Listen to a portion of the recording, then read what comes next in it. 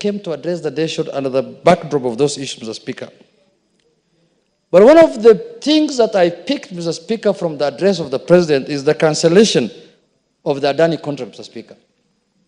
Mr. Speaker, Kenyans have raised issues on the Adani contract, Mr. Speaker. And it is very rare for the minority leader to applaud the President.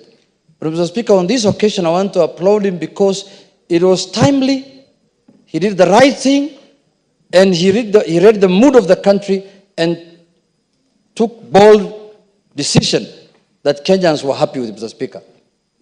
But having said that, Mr. Speaker, the cancellation of the Adani contract does not end our problems that we have in the airports, Mr. Speaker.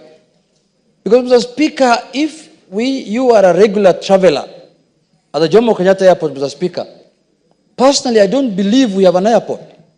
There is no difference, Mr. Speaker, of that airport at the moment and the bus park of Migori, Mr. Speaker, where the matatus and the buses, people are board from Mr. Speaker. You drive into that airport, Mr. Speaker, you will not know where to start from and where to end, Mr. Speaker. If myself, I have a problem, I am a Kenyan who regularly uses that airport, Mr. Speaker, what do you think of a visitor, Mr. Speaker, who doesn't know anything about that airport? He knows nobody. You don't know where to park your car. You don't know where you're supposed to be dropped, Mr. Speaker. Everything is leaking. The roof is leaking. You go there when it's raining. Mr. Speaker, I don't feel, my God, I'm praying to God that I don't appear there at a time like now when it is raining. Because it can be worse. You don't, Mr. Speaker, Kenyans must know, and I'm telling those Kenyans who gave their strong views on the Adani issues, Mr. Speaker, now to give views now on how they want us to transform the airport, Mr. Speaker. It can't be one-way traffic. If you say the Adani thing is bad, then now is the time that they should give us ideas, views on how to improve our airport. That is the first place visitors interact with this country, Mr. Speaker. You land at the airport. You don't know whether you have landed at Kisumu bus park or you have landed at the national airport.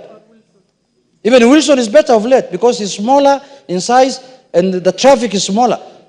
At the Jomo Kenyatta, things are bad, Mr. Speaker. And you can't tell me it is the government that's supposed to fix everything. Yes, they have to do their work. They can fix what they can fix. But look at the standards. Look at what's happening globally, Mr. Speaker. Look at how PPP has transformed many countries. Go to this place, Turkey, Mr. Speaker. There's a complete new airport of bigger than Migori town, where I come from. Bigger than Migori city. Migori is not a town now, it's a city. Bigger than Migori city, Mr. Speaker, and it was done through PPP. We want to be a hub. We want to be the hub of this region. Look at what's happening in Ethiopia. Look at what's happening. And then our mind is fixated with issues that we think are them against us. Who is doing this? Who is doing that? I may not vote for Adani myself.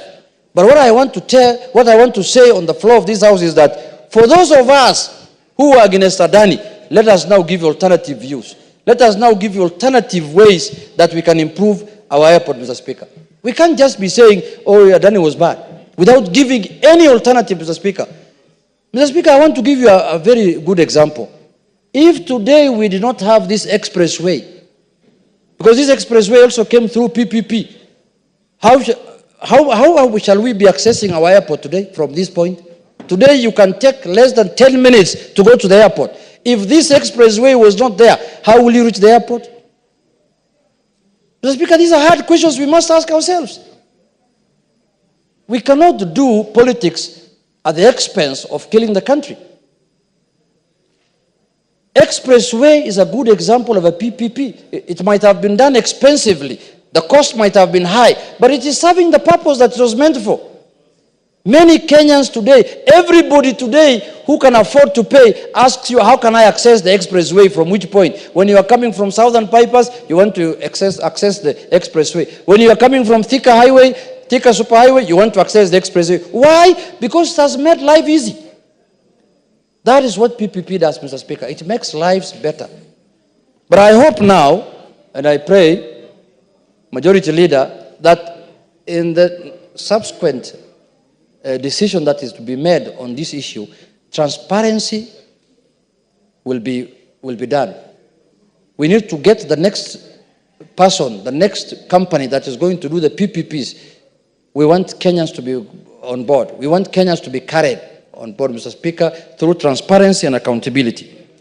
Mr. Speaker, my second issue that I took note in the speech, Mr. Speaker, is about chief and Shah. Mr. Speaker, it's a very good idea. It's a very brilliant idea for us to transform the health sector of this country